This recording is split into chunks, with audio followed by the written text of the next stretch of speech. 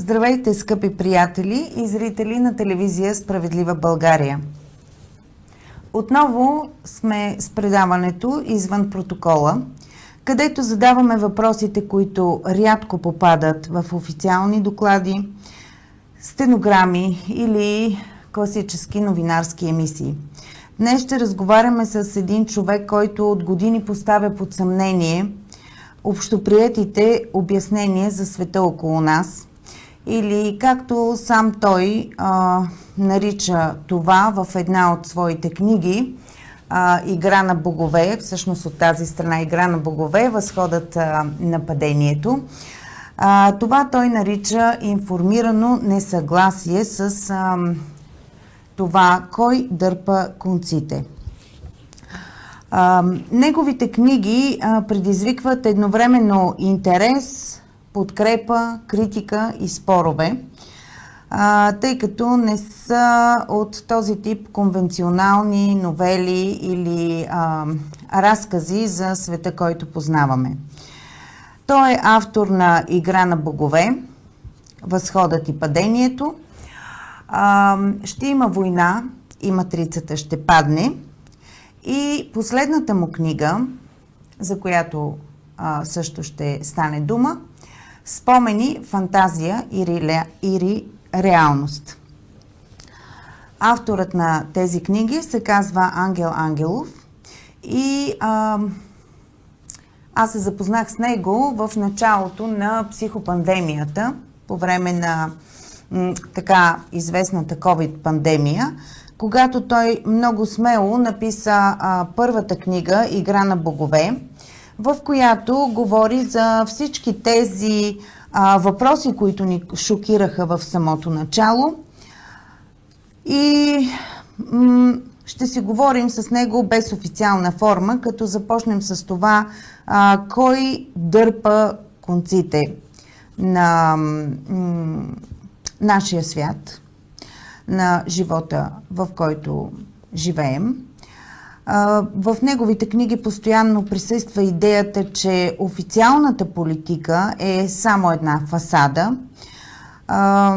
Затова първия ми въпрос към него е: първо, Ачо, добре дошъл. Ще си говорим неофициално с теб, защото се познаваме отдавна и сме в тази съпротива, която хора като нас не искат така лесно да се съгласят с илюзията, която ни създават за света. Така че първият ми въпрос е: кога започна да мислиш по тези въпроси по този начин, по който се изразяваш в своите книги? Здравей, благодаря за поканата. По тези въпроси мисля, може би 2000-2001 година, когато станаха атентатите в САЩ, в Ню Йорк. Тогава така нещо започна да ми така прищраква, да осъзнавам, че нещата не са такива, каквито ни ги показват по телевизията. И общо взето това е преди около четвърт век. Това е общоприетия разказ, на който ние вярваме, който от медиите разбираме какво се случва, но ти говориш за един скрит и не толкова явен свят, който не ни се показва по тези новинарски емисии. Това са боговете. Кои са тези богове от книгата, която аз многократно съм чела и се връщам на нея отново и отново, когато различни събития се случват, защото освен това, което ти си написал, аз съм на мнение, че доста от историческите факти се повтарят и сякаш не сме си взели поука, за да ни се напомнят отново и отново. Така че, кои са боговете? Това реални хора ли са в нашия свят, организации ли са? Защо според теб също така хората толкова трудно приемат алтернативната истина, че биха могли да се намират в една манипулативна реалност?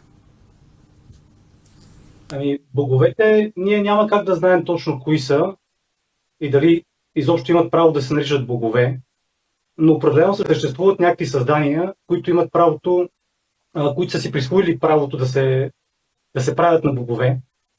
На нас ни известни по-скоро техните слуги, които ежедневно ги виждаме по телевизията, и то на най-ниско ниво. А реално тези богове дали са в този свят, нямам представа, наистина. Според мен по-скоро това са някакви създания, някаква интелигентна сила, която е от друго измерение. Поне аз така се го представям. Цитирам нещо от книгата ти. Не приемайте за даденост нито една моя дума, напротив, проверете лично всяко едно твърдение и преценете сами верността му. Това си го казал във връзка с това, че много хора подписаха документи по време на COVID-пандемията като информирано съгласие, но всъщност това не беше съвсем информирано, защото информацията, която ни се поднасяше, беше абсолютно контролирана. Тоест само това, което трябваше да знаят. А имаше доста в медицинските документи и в протоколите информация, която беше скрита или зачеркната. И това го знаеме от официални медии и от самата Европейска комисия. И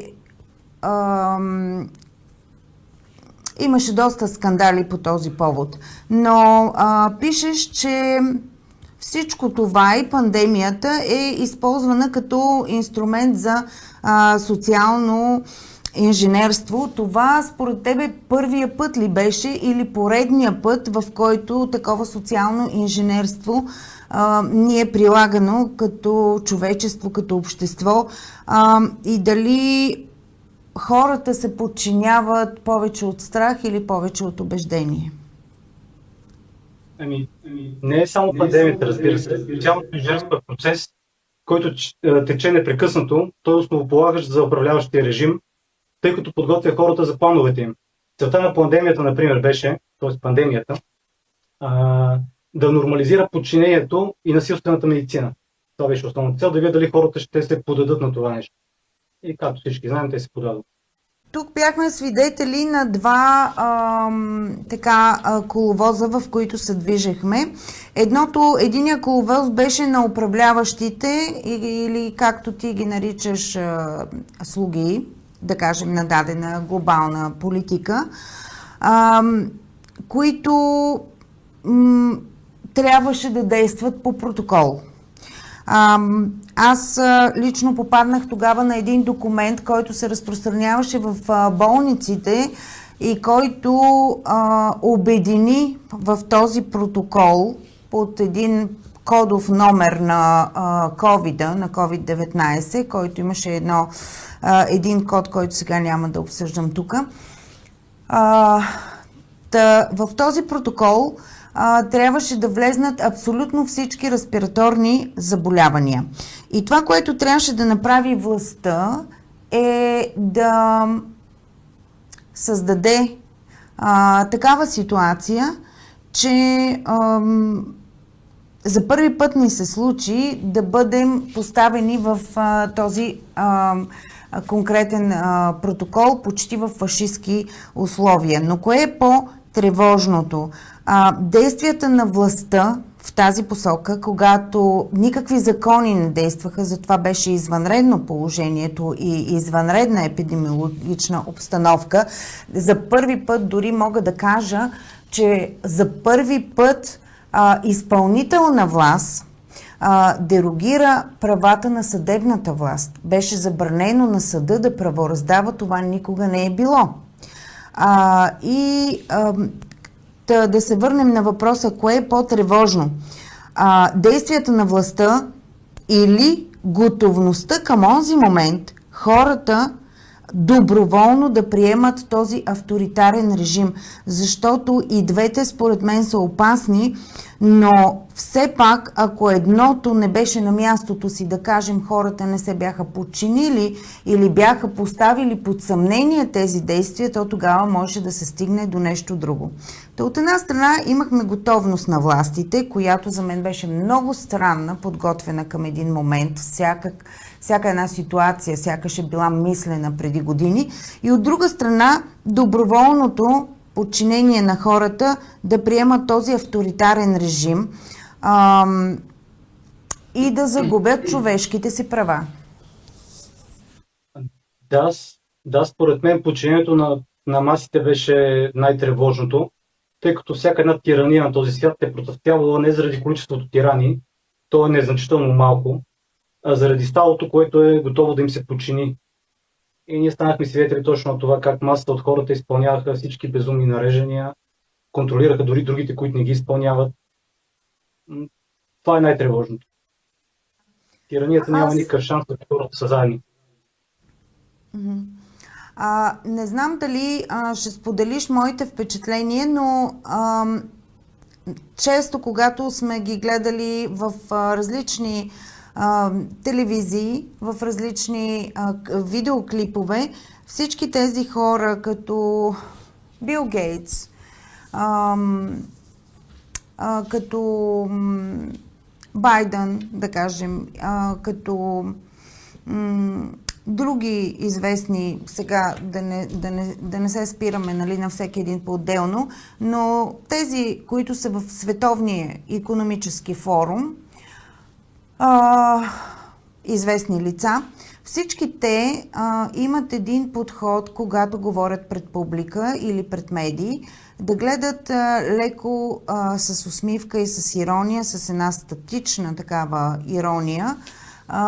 Хората сякаш са наясно, че се играят с тях, че им се подиграват и в същото време никой не възразява на тази ирония, на тази, бих казала, перфидна жестокост под претекст, че с грижа за здравето се нарушават толкова много други човешки права. И всичко това, аз не съм радетел на думата стадо, по-скоро бих казала едно общо или обобщено съзнание, което на практика не е никакво съзнание, щом не е индивидуално, но този тест и тези методи са сякаш напълно пригодени към това общо съзнание. Или вече се приближаваме към другата тема за матрицата. Матричното, протоколното и тази втората ти книга, в която казваш ще има война и матрицата ще падне, или наръчник за революционери. Така че може ли човек да бъде свободен в общество, в което е поставен в матрица и постоянна манипулация в този смисъл? Така, сега ще отговоря, само да се върна за секунда на това, което спомена, че се усмихват, нали, докато говорят тези известните личности, като Бил Гейтс, например, Тедрос и така нататък на СЗО-то. Ами, според мен това на принципа някой го беше казал, ние знаем, че вие знаете, че ние знаем. Един вид те знаят, че ни лъжат и че ние знаем, че ги лъжат, и просто им е толкова смешно, защото просто трябва да си кажат думичките, които са им написали, и затова така се усмихват, защото знаят, че ние няма какво да направим реално. Сега да се върна на този въпрос. Човек, ако не се лъжа, беше дали може човек да бъде свободен в общество на постоянна манипулация. Това ли ти беше въпросът или? Значи, по принцип, не, и ако не осъзнава, че го манипулират. Момента, в който научиш, че те манипулират, магията им спира да работи. Точно това е и нашата цел, нали, да събудим колкото може повече хора, защото когато са приспани, всичко, което им казват, те го приемат едно към едно и го мислят за истина и за факт. Но в момента, в който един път, като нарушиш този модел, като видят, че цялата система е изградена от лъжи, те спират да вярват, започват да се съмняват за всичко, което им казват, и тогава вече се появява някаква критична мисъл и почват да осъзнават, че нещо не се получава, това, което им говорят, не е това, което се случва. Всъщност ти говориш за толкова много лъжи, които изграждат целия свят, в който живеем, и ги обясняваш подробно. Книгата е доста обемна и това все пак е само първа част. Сега подготвяш и втора, ако не се лъжа. Като един цитат ще използвам от книгата ти на Ейбрахам Линкълн. Можеш да лъжеш малко хора за много време.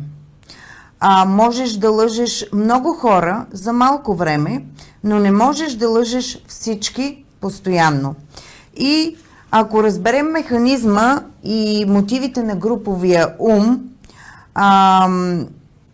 сега е възможно да организираме и контролираме масите според нашата воля, казва един от тези твоите герои, Едуард Бернайс. Ако един млад човек гледа или следи нашия разговор днес, какво би му препоръчал да направи утре, за да открие знаците? Защото това обучение в вярата в заобикалящия ни свят започва още от най-ранна детска възраст и хората, които ни обучават и са индоктринирани, всъщност не позволяват по никакъв начин да се усъмниш в общоприетото. Така че децата по-скоро се приучават към дресировка, а не към знание, но ти самия имаш деца и ако има някакъв млад човек, който гледа какво би му препоръчал да направи, за да хване знаците на тази лъжа и на тези толкова много лъжи. Къде да се усъмни? Как да го направи? Първото, което бих му препоръчал, е да престане да гледа телевизия, да престане да си губи времето с игри, с TikTok, така нататък. Все неща, които са направени, за да му отвличат вниманието. По принцип, човек, когато започва да се интересува от някаква информация, тя започва да го похожда от всякакви неочаквани места. Ако той никога не се интересува от тези теми, съответно няма и как да попадне на тях. Трябва да е някакъв на късмет. Но ако, примерно, започне най-малкото, което може да се отвори един сайт, в който публикувам теми godlessera.com. Там цялата информация е контра на официалната пропаганда. И ако започне да чете такива неща, първо в този сайт, примерно, може всеки друг, но този мога да го препоръчам, защото знам какво пише в него. Ако започне да чете такива неща и да се интересува, те ще почнат да му се появяват по всякакви други канали, които дори не е очаквал. И от YouTube, и от Facebook, ако първо не си изтрил акаунта. Където и да влезе, достатъчно една такава тема да отвориш и алгоритмите почват вече да ти ги предлагат, за добро или за лошо. Така че, ако спре да си губи времето и започне да се интересува от такива неща, те ще го намерят самички.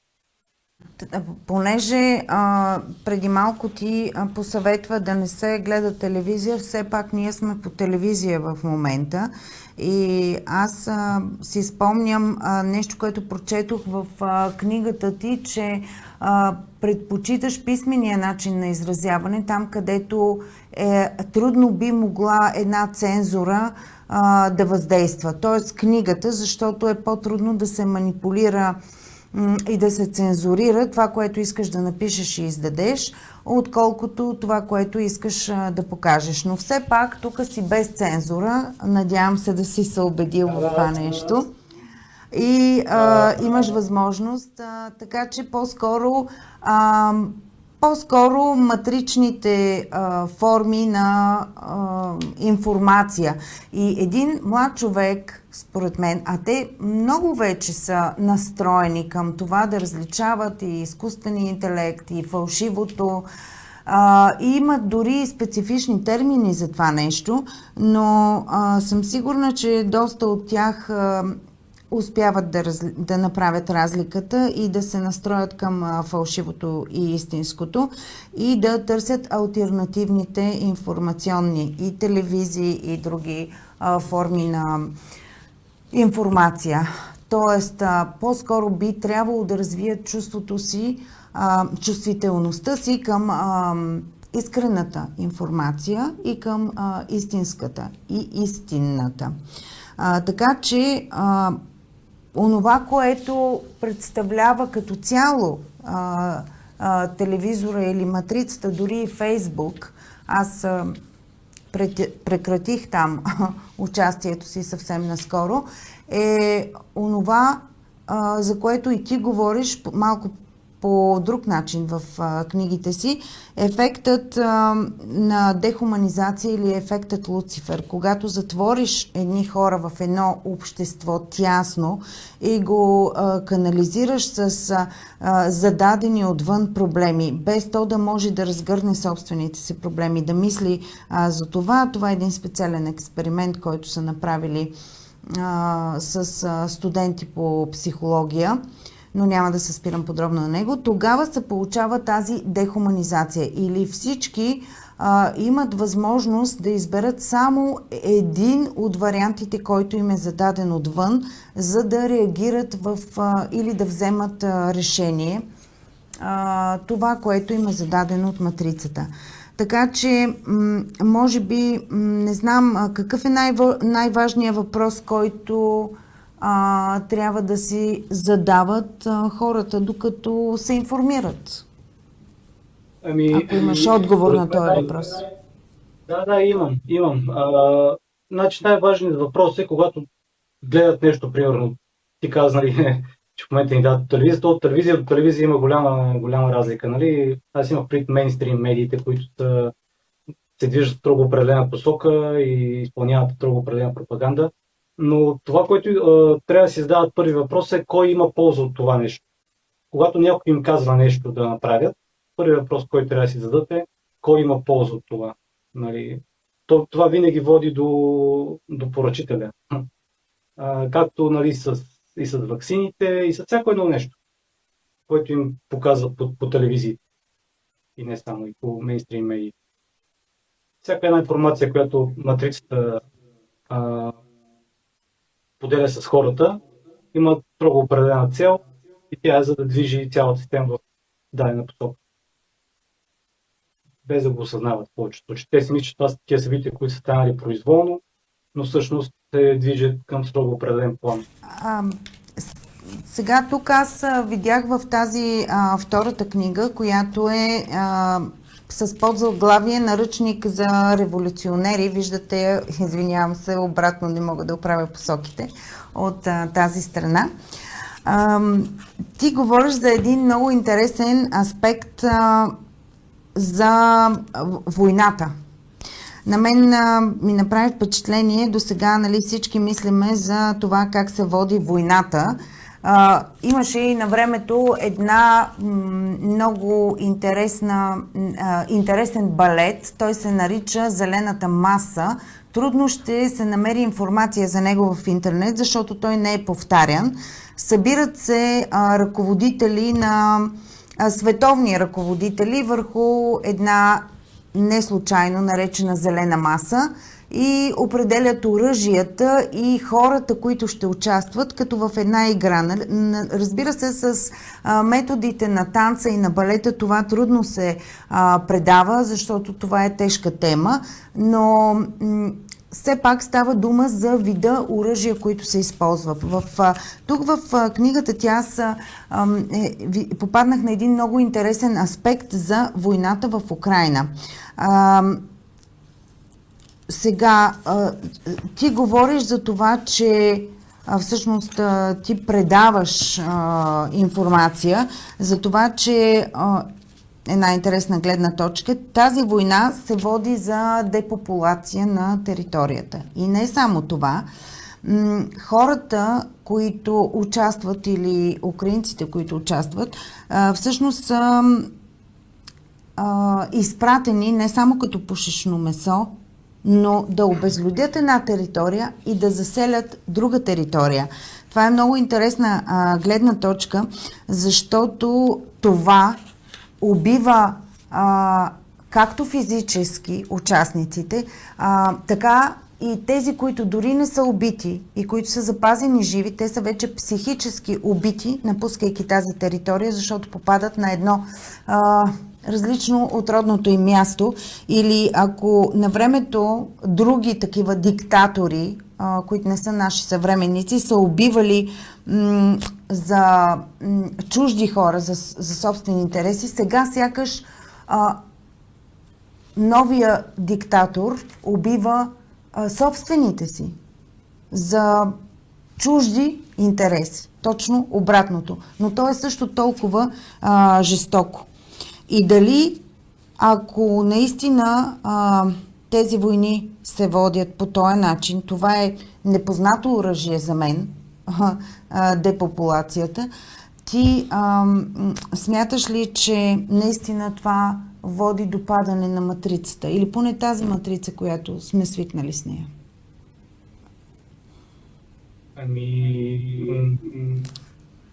Не мога точно да свържа логически това, което каза с падането на матрицата, но първото, което е депопулацията, не е оръжие, то по-скоро е цел. Не е оръжие. Значи те могат да я постигнат по много начини, основни от които са войните, разбира се. За мен е по принцип всички световни лидери играят един вид театър, като няма никакво значение дали е Русия срещу Украйна, срещу НАТО. Зад тях стоят едни и същи кукловоди. Като целта, разбира се, е депопулация, защото, както всички знаем, наратива, който ни сервирате, че след няколко години няма да има работа за повечето хора, съответно трябва да ги намалят драстично. Аз също така дълбоко не вярвам, че сме 8 милиарда. Това също за мен е някаква пропаганда. Ние в действителност сме много по-малко, според мен. И в действителност място, което обитаваме, е напълно достатъчно да поддържат десетки пъти повече хора, да живеят съвсем комфортно. Но тяхната цел е друга, нали? Тяхната цел е да могат да ни управляват и затова искат да сме определено количество. Защото колкото сме повече, толкова по-трудни сме за контрол. Аз имах предвид като не традиционен и непопулярен начин този контрол, в който за да се контролира една голяма маса от хора или както в момента говорим почти цялото човечество, то трябва да се постави в пълна дезинформация или пълно невежество, да употребим една по-тежка дума, невежество, като по този начин, чрез разместване, чрез емигранти, ти ги лишаваш от корените им, ти ги поставяш в една непозната среда, ти поставяш дори в така местното население, поставяш едни хора, които идват отвън и по този начин разрушаваш доста връзки, традиции и това е контрола, за да се, да се избегне противопоставянето чрез този контрол. Тогава трябва да ги държиш в загуба на корени, в невежество, в дезинформация и това в чужда среда се постига много по-лесно. Но когато ти зададох въпроса, то беше защото книгата ти се казва "Ще има война и матрицата ще падне". Войната се води в момента с непопулярни методи, не тези, на които сме свикнали. Ето както е изпращането на хора на други територии. Нали? Говориме за емигрантите. Войната, ти също така говориш и за други непопулярни оръжия, които не зная защо, но днес ги наричат конспирация, а всъщност доста преди да ги напишеш ти в своята книга "Матрицата ще падне", аз се натъкнах на една по-стара книга от 1984 година, която е писана от български автор, който е военен и може би за нея ще направим по-нататък специално предаване, защото има доста интересни теми, които тя разглежда и то още от 1950 година, 70-та година. Говори се за оръжия като инфразвук, като война, която се води с биологични и химически отрови, война срещу географията, война срещу термометъра и други такива, включително и в космоса като театър на военни действия. Така че това не е никаква конспирация. Още през 50-та година и по-нататък е развито през 70-та, се говори за аерозолни, прахообразни и други видове оръжия, вируси и бактерии, за които сега хората някак си им е трудно да вярват или да вникнат, или пък се страхуват и не искат да отделят достатъчно внимание на тази тема. Но наистина ти говориш доста подробности и всеки, който е чел или си поръча книгата, не знам, може би в твоя сайт Godless, да кажем, че това е превода е бездуховност, нали така? Или безбожност. Безбожна ера, да. Безбожно, защото хората са спряли да вярват в Бог. А кой беше казал, че когато няма Бог, всичко е позволено. Някой от руските класици беше, сега точно не мога да се сетя. Да, затова така се казва сайта. А не защото примерно аз не вярвам в Бог, аз не вярвам в Бог, но не вярвам в религии. Те също са продукт на матрицата за мен. Вярвам, че има създател, че има някаква сила, която движи и управлява този свят. Но определено няма нищо общо с религиите, които ни представят. Всеки има някакъв път, по който може да открие смисъла за себе си. И ако го обобщим като смисъла на нематрицата или това, което най-често ни се предлага да живеем, да вярваме и да се информираме за него, е някакъв вид, да я наречем антиматрица, то тогава този смисъл не може да се открие на готово или много лесно. За съжаление, има две или направо 3 поколения, които израснаха с готови шаблони, с много дигитално и цифрово обучение и наистина предпочитат така на готово да приемат тази информация. Не, че не бива да се ползват от техническите устройства, защото те улесняват начина, по който може да се възприеме една информация по-бързо, но не бива, може би, да разчитат изцяло на това, защото с него вървят и дехуманизацията и трансхуманизма, за които ти говориш в втората си книга. Сега, аз не знам колко хора, имаш ли впечатление, колко хора все пак възприемат това и колко се бунтуват срещу това, което ти казваш. Имаш ли някакви впечатления? Защото следващата книга, която написа, тя е спомени, фикция и реалност. Аз искам на нея да се спрем, защото тя е много интересна и говори за живота ни сега, който обаче е представен от човек, който ще се роди след 30 години и вижда в бъдещето вижда в бъдещето миналото, което е сегашното ни настояще. Така че ще продължим с нея, но смяташ ли защо всъщност това ни дистанцира от човешката ни същност, а не ни помага да я развием? Чакай, че малко се загубих, доста дълго беше въпросът. Кое точно, защо ни дистанцира? Само да им напомниш от всички тези всъщност младите хора, всички тези цифрови и дигитални устройства, към които ти насочваш критиката си, така.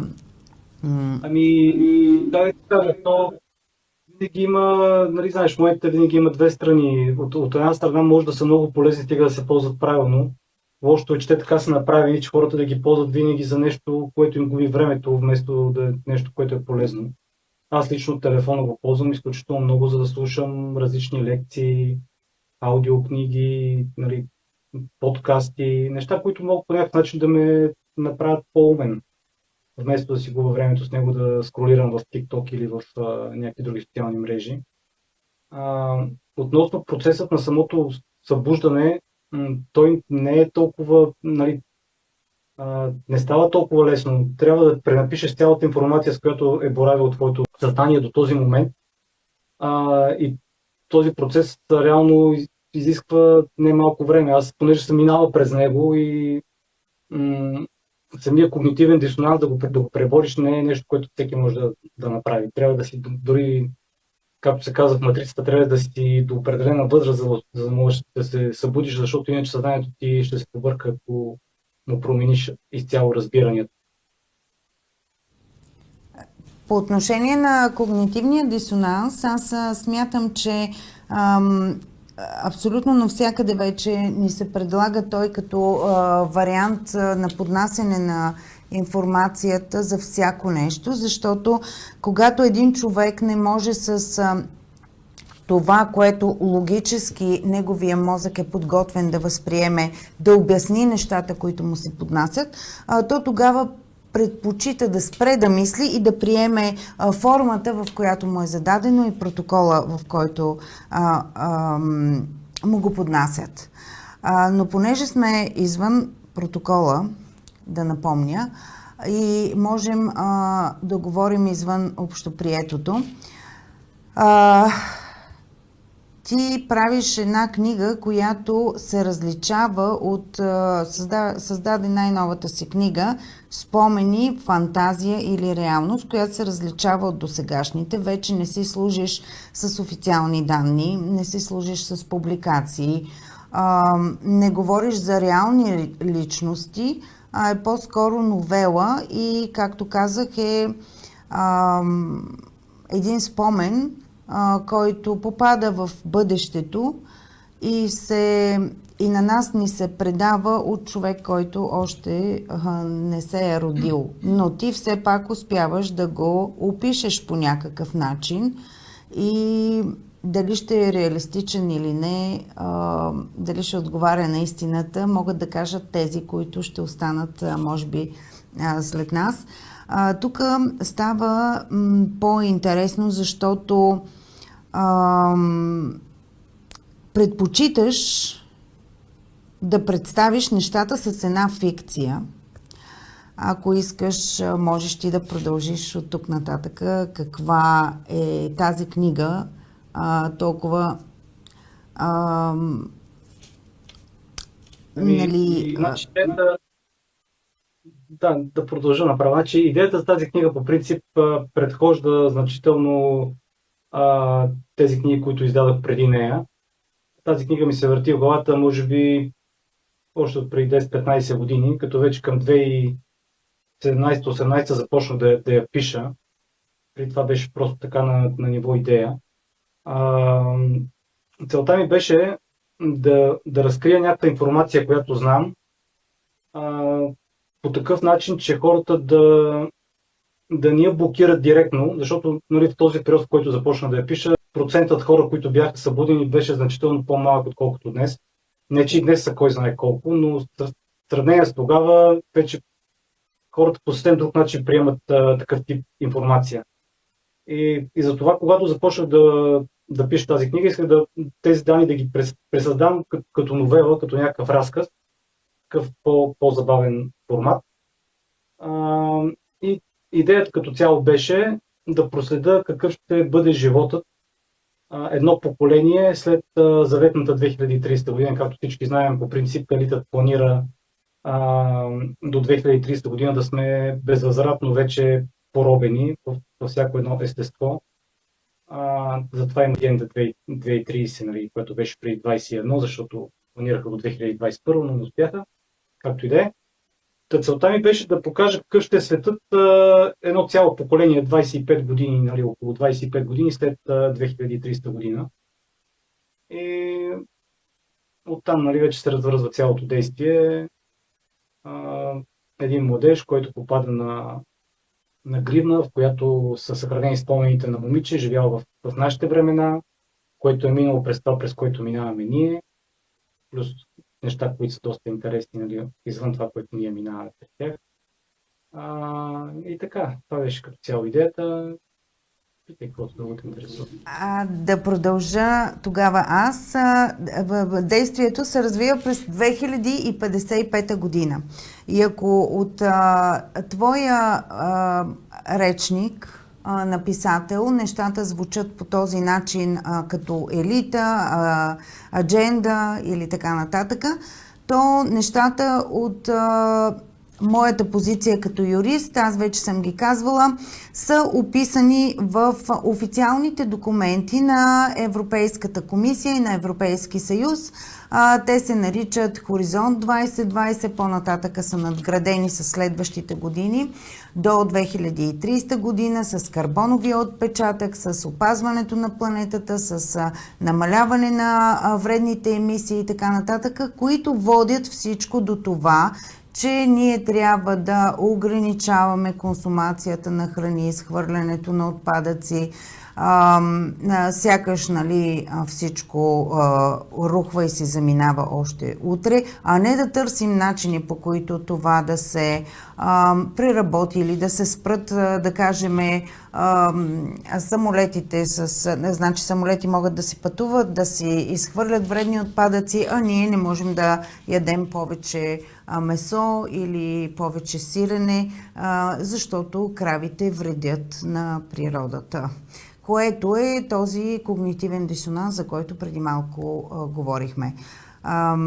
С други думи, през тази 2055 година ти представяш живота като един крах на хората. Доста от тях са загубили напълно спомена за тази свобода, в която ние в момента живеем, и тези неограничени човешки права.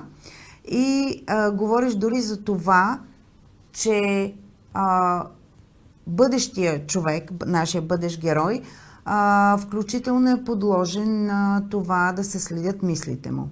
Съвсем пресен пример от тези дни е в един магазин, в който пазарувах, приближавайки се към касата за самообслужване. Видях, че ми е сканиран и продукта, който купувах, и телефона ми. Така че можех само да натисна копчето и да продължа по-нататъка с плащането. Всичко беше сканирано. Не сме никак далеч от времето, за което ти говориш. Аз дори не бих стигнала и до 2055 година, а бих върнала още 20 години назад. Съвсем спокойно можем да кажем, че 2035 година можем да бъдем свидетели на това, което ти описваш. Но интересното е, че все пак, както и си казал в другите книги, оставяш спомена да говори чрез една книга. Гривната е намерена в книга и това е Библията. Защо избра точно в Библията да бъде скрит този спомен или това послание за бъдещото поколение? Защото човешкото съзнание работи с символи. Библията е символ, Библията е символ на предмет, който пази истината. Затова избрах Библията. В смисъл, в човешкото съзнание Библията се свързва с някаква информация, която е първоизточник. По същата причина избрах и да е в библиотека, нали? Защото по същия начин библиотеката е място, което носи познание. И съответно пак там имаш по-дълбоко и по-истинско разбиране за света от книгите. И там цифровото следене, което е възложено на един така дубльор робот, е по-малко вероятно заради самото помещение, отколкото навън, където има и камери и цифрови устройства, които са... Ти даже имаш обяснение за абревиатурата на SMART, че не е умно устройство или умен град, означава следене, докладване и там както е превода в самата абревиатура. Тази история, която ни се разказва от човек от бъдещето, е някаква фикция, но смяташ ли, че по този начин, чрез такива художествени герои, е по-лесно да се възприеме или самите опасни истини е по-лесно да бъдат възприети, отколкото и казани и възприети, отколкото ако чрез публицистиката в предходните книги се опитваш да ги предложиш. Защо се съмняват в публицистиката, а художествената литература, например, я възприемат по-лесно? Защото в публицистиката се активира когнитивният им дисонанс, както коментирахме преди малко, и те автоматично отхвърлят тази информация, тъй като съзнанието им вижда, че тя противоречи с базовата, с която оперира. Тоест, ако ти си програмиран от ден едно за дадено нещо, когато получиш информация, която е коренно различна, съзнанието ти автоматично я изключва. А в случая с такъв тип книги, новела, ти още като започна да четеш с нагласа, че четеш някаква фикция. Тоест, съзнанието ти приема информацията без автоматично да я отхвърля. И това лека по леко кара да си променя мисленето. Затова и по този начин, чрез киното ни програмират, предварително програмиране, както се казва predictive programming, точно с информация какво са планирали да направят, без да ни го казват директно, но на подсъзнателно ниво ние сме вече го приели за нещо нормално. Дали тогава да не си зададеме резонния въпрос, случайности ли са всички случайности, които възприемаме като такива, или са внимателно режисирани процеси? Още повече, че някой път това, което ни се случва, го виждаме в един художествен сценарий, в филм, в книга, която сме прочели, но я преоткриваме след 20 или 30 години. За световната конспирация, примерно бих дала и други, ето като тази, която от 1984 година сега стои за супероръжията, за тайните протоколи и много други примери на книги, които няма да бъдат издадени никога повече, но все пак няма да бъдат и написани подобни книги. Това дали са режисирани процеси, подсказани в аванс от такава литература, както сега ти го правиш в твоята книга? Поред мен нищо не е случайно. Тези, които дърпат конците, планът е поне минимум за 100 години напред. Те работят в съвсем друга времева рамка, начина по който си планират нещата няма нищо общо с плановете на хората, които обикновено мислят от днес за утре.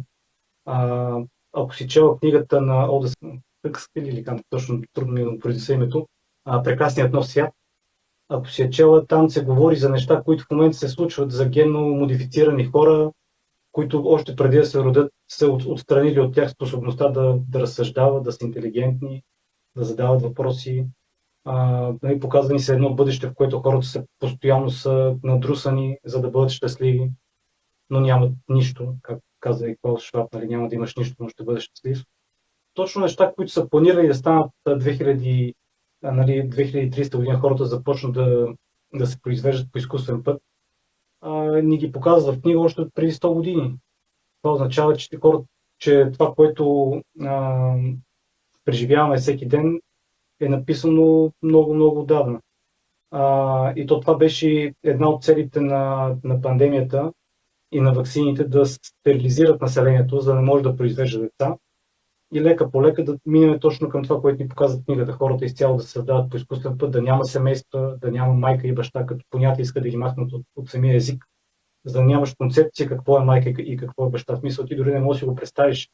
Ти като мисъл, човек разбира света според средата, в която е роден. Ако ти, примерно, си роден в някаква епроветка и си отгледан в някакво такова заведение, ти дори през акъла ти не можеш да ти мине, че съществува нещо като майка и баща, особено като ги няма и в самите думи. Те искат да ги махнат и от думите, нали? То там започва най-голямото програмиране от езика.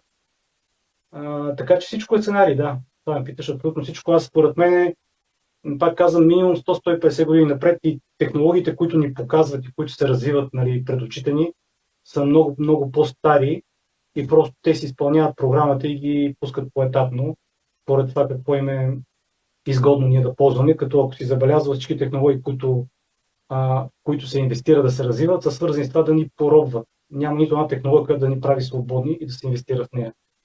Тези за произвеждане на ток, примерно, на безплатно електричество. Защото ако се произвежда безплатно електричество, хората няма да имат нужда от пари. Ако ти разполагаш с неограничена енергия, няма да си в матрицата. Целта на матрицата е да си постоянно зависим. Като облагат с данъци, те по принцип, нали, сещаш, че на тях пари не им трябват. Защо ние трябва да плащаме за всяко нещо, като те си печатат парите? Нали, просто няма нищо общо с това, което ни се показва. Тях не им трябват пари. Тоест всички държави в момента дължат пари. На кого ги дължат тия пари? Нали, ние сме хората, ние работиме, ние сме реално, както имаме такъв, нали, подкаст, ние сме златото. Реално ние сме стойността, нали, парите са някаква фикция, те не са нещо истинско. И те могат да си печатат колкото си искат, когато си пожелаят. Но те го правят само, т.е. те ни задължават да ги ползваме, само за да ни контролират. Това е единствената цел. Иначе ние трябва да си плащаме за водата, нито за електричество, за нищо. И точно затова всички технологии, които в момента се развиват, са винаги насочени към това да ни поробват. А всички, които са ориентирани към това да сме свободни и независими, се потискат. И ако някой, нали, нещо изобрети в тази посока, много бързо изчезва от хоризонта. Този еквивалент, който трябва да замести стойността на това, което на нас ни е необходимо, се нарича пари или друга ценност, но т.е. пазара знае всичко за цените, но не и за ценностите.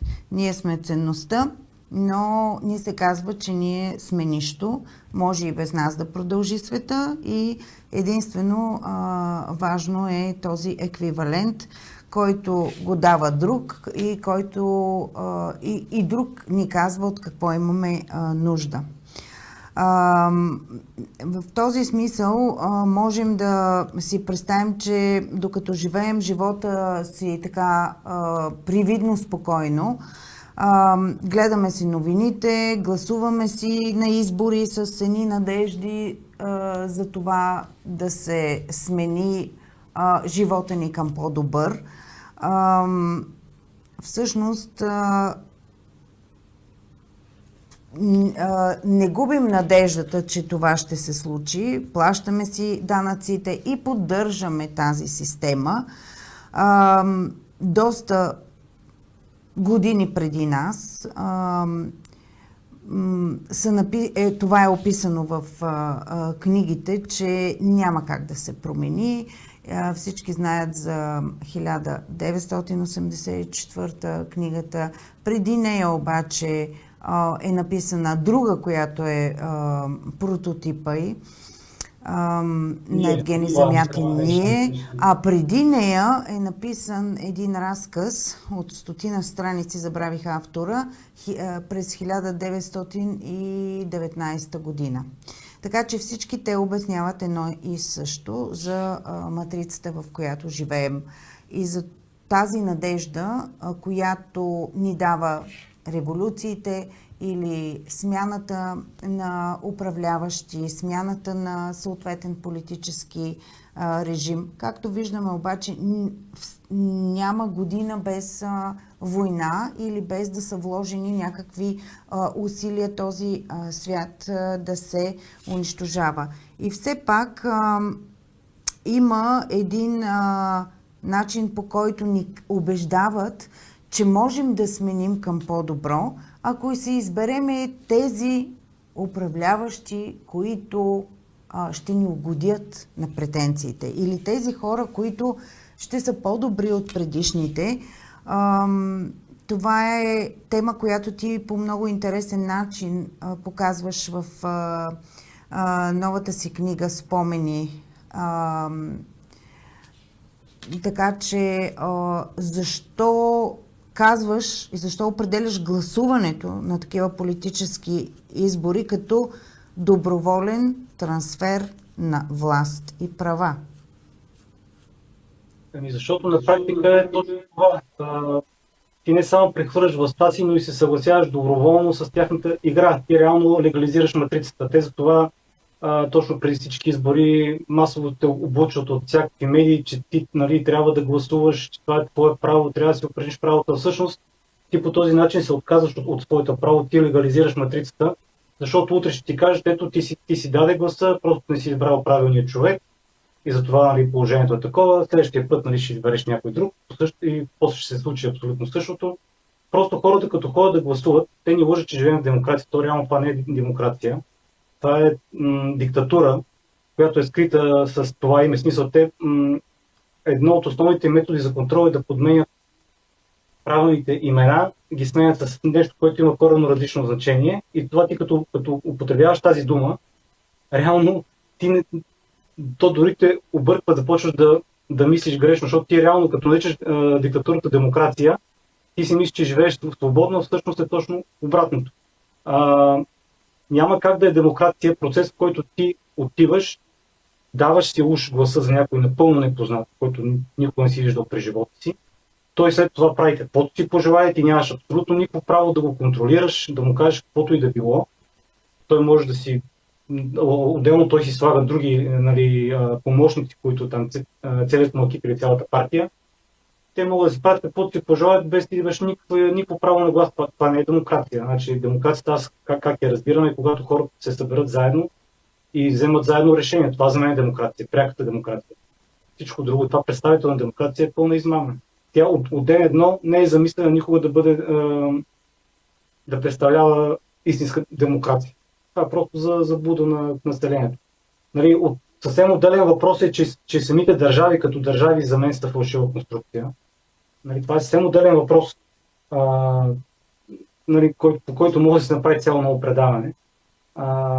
Но процесът на гласуване е пълна измама. Няма как да бутнеш матрицата, като играеш по нейните правила. Ако хората ходят да гласуват, те им казват, ето вие просто сте направили грешен избор, на другите избори ще се поправите, иначе системата продължава да си работи. А който и да избереш, няма да има никаква промяна, защото от политиците реално не зависи нищо. Те са актьори. Актьори и то много жалки актьори повече. Тогава съвсем спокойно можем да говорим за целият този политически процес, при който едните хора избират, а другите са избрани, като участие и съучастие в това нещо. Хората, избирателите всъщност се участват, така че могат да бъдат и критични към себе си в този смисъл, че прехвърлят власт на този, който не може или не знае повече от тях. Но все пак заблудата и манипулацията са способни да направят това нещо. Как се произвежда една реалност и кое определя в днешно време кое може да е истина и кое е лъжа? И защо търсим, без да изследваме от собствената си позиция, знание и опит, търсиме някой авторитет да ни потвърди или да ни каже нещо, а не вярваме на себе си. Имаш ли отговор? Това нещо в книгите засягаш ли го? Да, засягам. Това се още в детството. Реално, то самото програмиране започва още от раждането. детето то е малко, се учи да приема всичко сляпо от авторитета. Първо от родителите, после от учителите, после от експертите, от докторите и така нататък. И ти един път вече, като си програмира тази матрица, спираш да мислиш и започваш да се доверяваш сляпо на тези, които според теб знаят всичко, а то всъщност е точно обратното. Реално единственият авторитет на този свят си ти самият. Никой друг не може да ти бъде авторитет. Защото това пак е малко по-така философско, нали? Но реално целият свят е създаден за всеки един човек, който живее в него.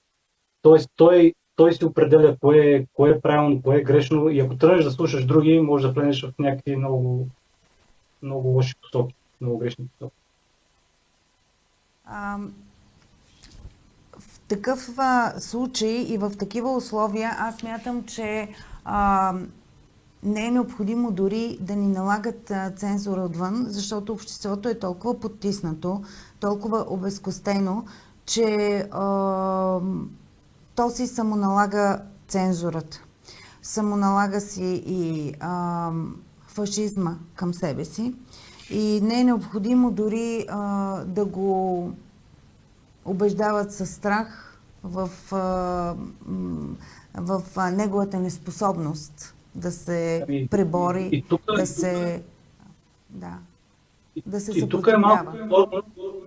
Да, разбирам ти мисълта, но по принцип има и предвид, ти в началото на разговора спомена за такива невидими оръжия, които използват срещу нас.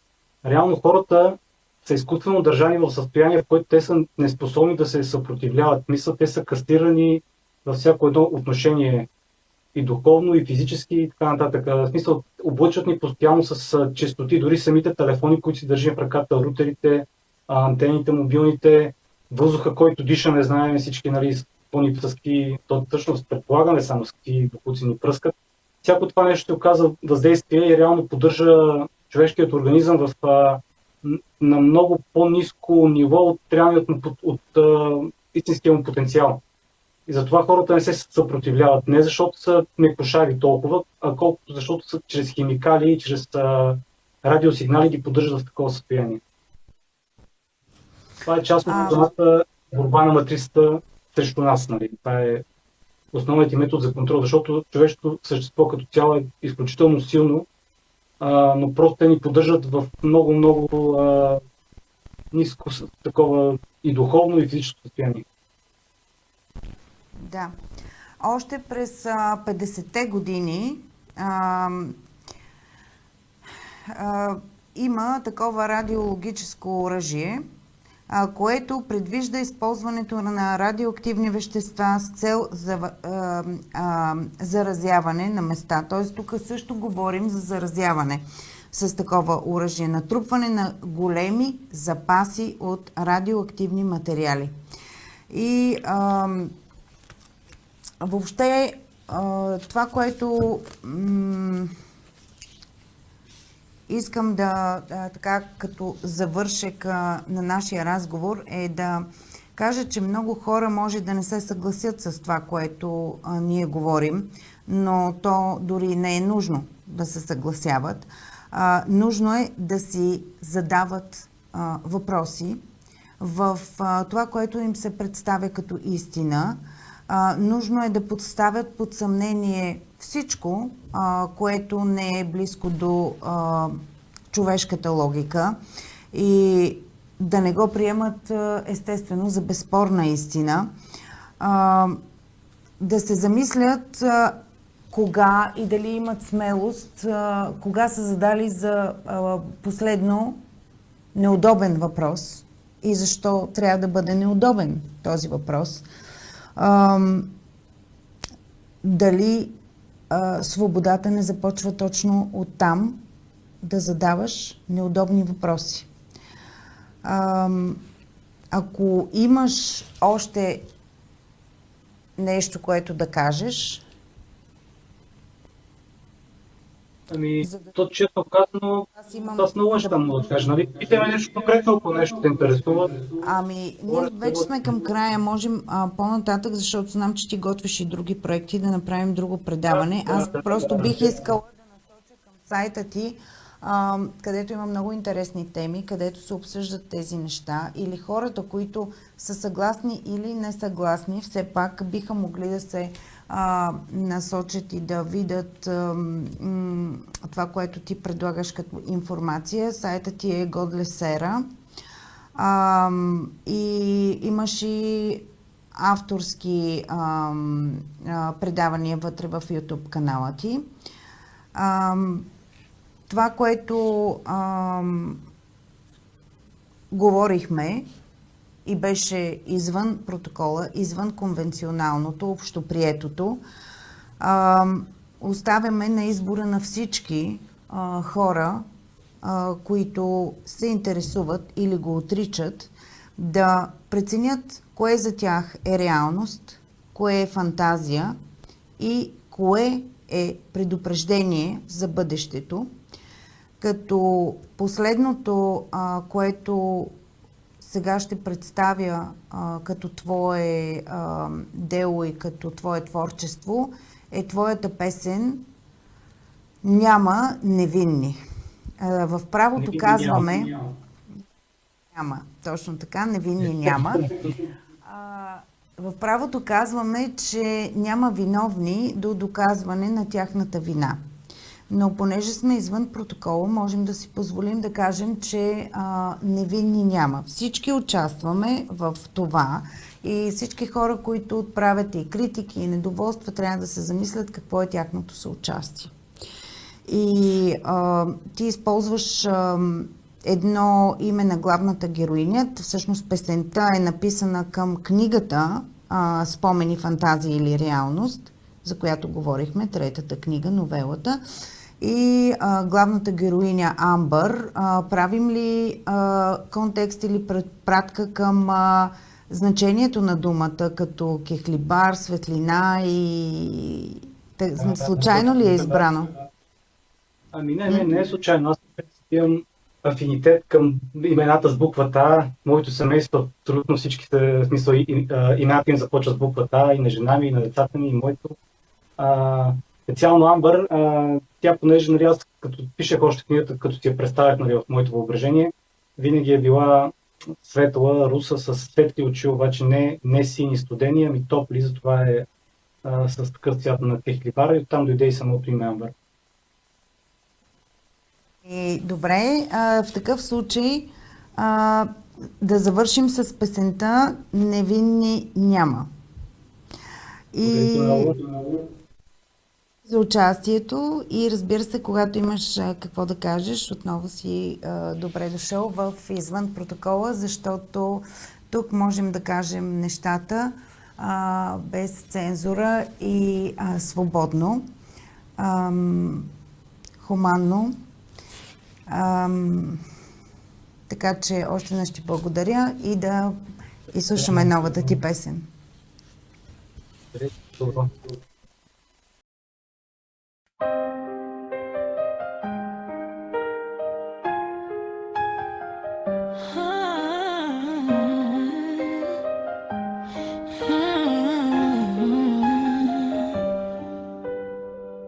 Сутрин отваряш очи, но всъщност дълбоко заспал си. Екранът те къпе с лъжи, в които широко зяпнал си. Аплодира шумно на сцената всяка абсурдна пиеса, без да разбираш, че ролята ти отредена е против интереса. Пиеш вода с флорид, искат те глупав, покорен, хранят те със атразин, за да объркат още мозъкът ти вече болен. Нов морал налагат ти чрез шарена агенда. Човешкото в човека затриват следващите тренда. Невинни няма, покорно гледаш и мълчиш, и тихо с тиранията се съгласяваш. Невинни няма, удобно се прикриваш зад лъжи и зоната си на комфорт не преминаваш. Невинни няма, остана в миналото да тъжи последната позната ни нормално. Невинни няма, но за бъдещето да се съхрани от книги като спомени, фантазия или реалност. изглеждат болни. Печалбата расте година след година, а здравето отнемат още го из детството. Ударят ли те са в първата ваксина? Науката превърнаха в религия, религията оказа се лъжа. И двете прегнати са мощно, работят против твоята свобода. Политиката е цирк на марионетки и бездарни актьори. Разделя и въвладее принципът, който цивилизацията събори. Бедо скандали минават без грам наказание. Речи лишени от стойност те давят до безсъзнание. Дават ти враг, дават ти цел, за да намериш смисъл и отговори на въпросите, които още не си попитал. Невинни няма, покорно гледаш и мълчиш и тихо с тиранията се съгласяваш. Невинни няма, удобно се прикриваш зад лъжи и зоната си на комфорт не преминаваш. Невинни няма, остана в миналото да тъжи последната позната ни нормално. Невинни няма, дано за бъдещето да се съхрани от книги като спомени, фантазия или реалност.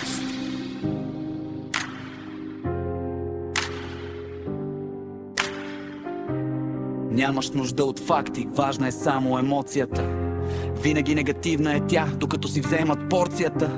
Умайвате с цветни хартийки, наричат ги просто пари. Ти им се кланяш в захласа, системата за тях гори. Крият формата на света, не иска да знаеш, че си дете на твореца. Ако вярваш още в динозаврите и големия взрив, отнели са ти живеца. От химия в небето и климатични лъжи умът ти се умота, а всъщност приватизират природата, за да им плащаш въглеродна квота.